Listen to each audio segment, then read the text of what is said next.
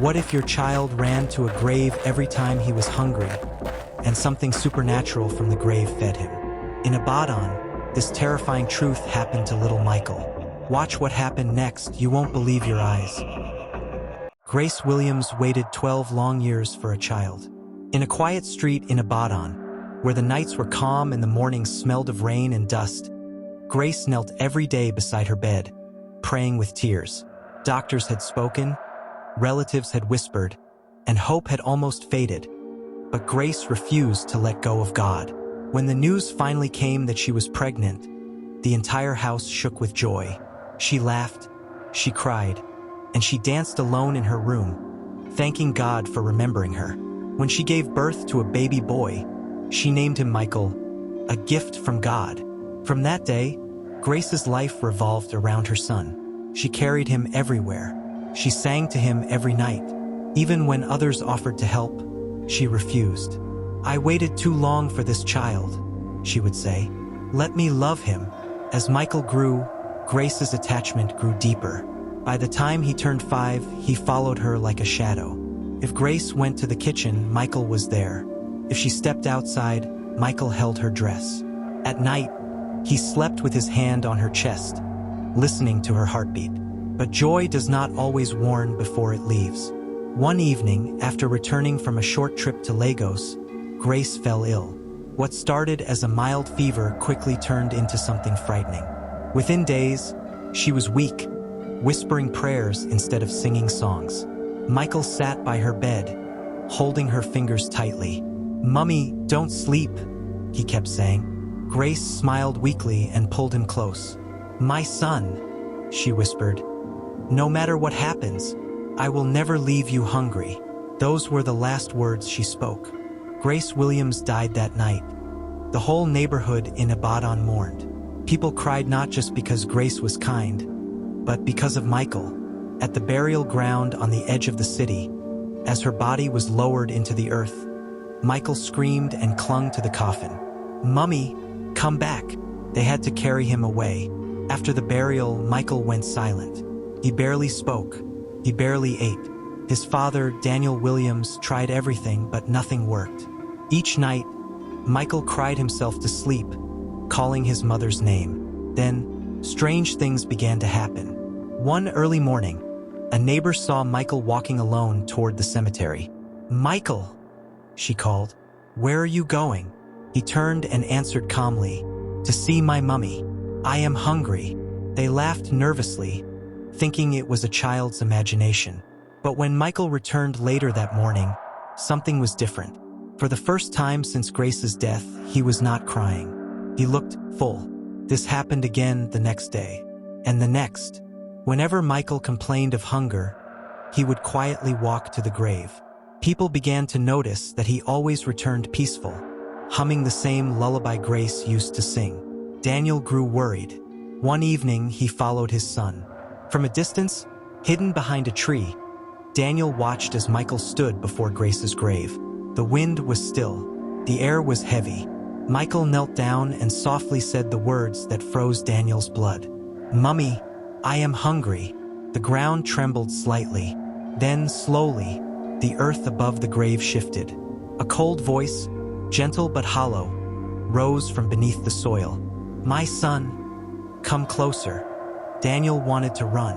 He wanted to scream, but fear pinned him to the spot. Michael stepped closer to the grave, smiling. From the grave, unseen hands seemed to move. The smell of warm food filled the air. Michael ate quietly, nodding happily, as if his mother sat right beside him. Tears streamed down Daniel's face. Grace had kept her promise. But the dead are not meant to feed the living. Each time Michael returned from the grave, he grew paler, quieter, colder. His laughter faded. His eyes began to look distant, as if part of him stayed behind in the ground. One night, Daniel heard Michael whisper in his sleep, "Mummy said soon I won't need to come back alone." That night, Daniel knew the truth. Grace's love was strong, but it was pulling her child into the grave with her. And love, when it refuses to let go, can become the most dangerous thing of all. Would Daniel stop his son before the grave claimed him forever? Or would a mother's promise be stronger than death itself? Daniel Williams did not sleep that night. He sat on the edge of his bed in their Abaddon home, watching Michael breathe slowly, his small chest rising and falling. The boy looked thinner than before, as if something invisible was draining him. Every now and then, Michael smiled in his sleep, the kind of smile a child gives when being comforted. At exactly 2:17 a.m., Michael sat up suddenly. "Mummy is calling me," he said softly. Daniel's heart slammed against his chest. "No," Daniel whispered, rushing to him. "Your mummy is gone. Please, stay here with me." Michael tilted his head, confused. "But Daddy, she said I should come tonight. She said she has more food." Before Daniel could react, the boy slipped out of his grasp and ran outside, barefoot, into the cold night. "Michael!" Daniel shouted. Neighbors' lights came on as Daniel chased his son toward the cemetery. Dogs barked. The wind howled like a warning. When they reached the graveyard, something was terribly wrong. The grave was no longer quiet. The soil around Grace's grave was cracked, as if something beneath it was pushing upward. A low humming filled the air, the same lullaby Grace used to sing. Michael ran toward the grave, crying happily. "Mummy, I'm here." Daniel grabbed him and held him tightly. "No, you are not going there."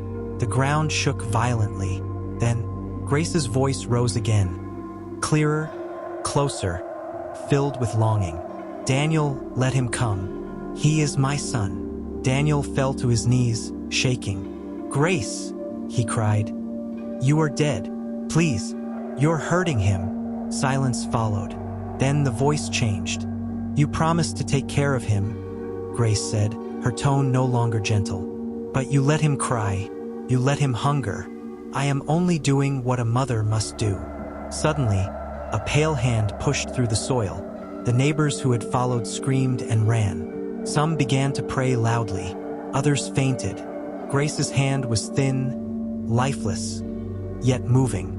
Michael struggled to break free, reaching out. "Mummy, I'm coming." Daniel, filled with desperation, remembered Grace's last days. The prayers, the Bible she kept by her bed. With trembling hands, he pulled it from his pocket. He had brought it without knowing why. He opened it and shouted through tears, "The Lord gives, and the Lord takes away. Blessed be the name of the Lord." The ground shook harder. Grace screamed, not in anger, but in pain. "My son," she cried. "Don't leave me alone." Michael suddenly collapsed in Daniel's arms. The hand retreated into the soil. The humming stopped. The grave became still. For a long moment, no one spoke. Michael opened his eyes weakly and looked at his father. "Daddy, I'm not hungry anymore." At sunrise, Daniel took his son far away from the cemetery. They moved to Abeokuta, leaving the house, the memories, and the grave behind. Michael slowly recovered. He began to eat again. He laughed again. But sometimes, late at night, he would ask a quiet question. "Daddy, why did Mummy want me to stay with her forever?" Daniel never answered. Back in Abaddon, people say Grace's grave is always warm, no matter the weather. And if you pass by late at night, you might hear a woman crying softly from beneath the ground, calling a name, Michael, because some love is so strong, even death cannot bury it. Years passed. Michael Williams grew, but Abaddon never forgot. In Abeokuta, life tried to return to normal. Michael went back to school. He laughed with other children. He ate well. To anyone watching from the outside, the nightmare had ended. But some things do not end. They only wait. On Michael's 6th birthday, Daniel noticed something strange. Michael refused to eat the cake. "I'm not hungry," he said quietly. Daniel froze. Those words again. That night, as rain tapped gently on the roof, Michael woke up screaming. "She's angry," he cried. "Daddy, Mummy is angry." Daniel held him tightly. "No, my son. She can't reach you here." But Michael shook his head, eyes wide with fear. "She said we moved too far, but she can still smell me." From that night on, shadows began to follow Michael. Not normal shadows, these ones moved when he stood still. Sometimes, neighbors swore they saw a woman standing at the edge of the compound at night, her head bent, humming softly before disappearing. Daniel started to pray like a desperate man. He invited pastors. He invited prayer warriors. They prayed, fasted, and anointed the house with oil. For a while, the presence faded. Until one afternoon, Michael did not return from school. Daniel searched everywhere. The teachers hadn't seen him leave. His friends said Michael told them he was going to eat at home. Panic turned into terror. At sunset, Daniel's phone rang. It was an unknown number. When he answered, his blood turned to ice. "Daddy," Michael's voice whispered. "I'm in Ibadan." Daniel dropped the phone. By the time he reached Ibadan, night had fallen. The city felt heavier, darker, as if it remembered everything. He ran straight to the cemetery. And there, by Grace's grave, he saw them. Michael stood beside the grave, thin and weak. And beside him, half-formed, half-buried, was Grace. Her face was the same, yet wrong. Her eyes were empty hollows. Her skin looked like earth and ash. But when she smiled at Michael, it was the same smile she gave him when he was alive. "My son," she said lovingly. "You came back." Daniel screamed, "Grace, release my child." Grace turned slowly to face him. "You took him from me?" she said, her voice trembling between love and rage. "I fed him, kept him. I kept my promise." Daniel fell to his knees. "You're killing him," he cried. "Look at him." Michael could barely stand. Grace looked at her son, and for the first time, doubt crossed her face. "I only wanted him with me," she whispered. "The grave is lonely." The wind howled violently. Trees bent. The earth began to open again. Suddenly, Michael collapsed. Grace screamed, "My baby!" She reached for him. But this time, light broke through the darkness. A loud voice echoed, unseen yet powerful. The living belong to the living. The ground cracked violently. Grace let out a cry, not of anger, but of sorrow. She held Michael one last time, pressing her forehead to his. "Forgive me," she whispered. "Eat well, grow live." With a final scream, she was pulled back into the grave. The earth sealed itself completely, harder than before. Michael gasped and began to breathe normally. Daniel carried his son away as the cemetery fell silent. From that day, the grave of Grace Williams was sealed with concrete. No name, no flowers, no visits. Michael survived. But even now, as a grown man living in Abuja, he refuses to eat when he hears a woman humming nearby. Because somewhere beneath the earth in Ibadan, a mother still remembers. And sometimes, very softly, when the night is quiet, the wind carries a familiar whisper. "My son, are you hungry?" Michael Williams thought leaving Abuja would silence the past. He was wrong. At 32, Michael had a good job, a quiet apartment, and a life that looked normal. He avoided cemeteries. He avoided lullabies. He avoided hunger. He ate even when he wasn't hungry, just to be safe. But memories do not respect distance. One night, while driving home from work along Airport Road, his radio suddenly changed stations on its own. Soft humming filled the car. Michael's hands tightened on the steering wheel. It was the same lullaby, his mother's lullaby. The engine stalled. The air inside the car turned cold. Then he heard it, right behind him from the back seat. "My son, you didn't answer me." Michael screamed and turned around.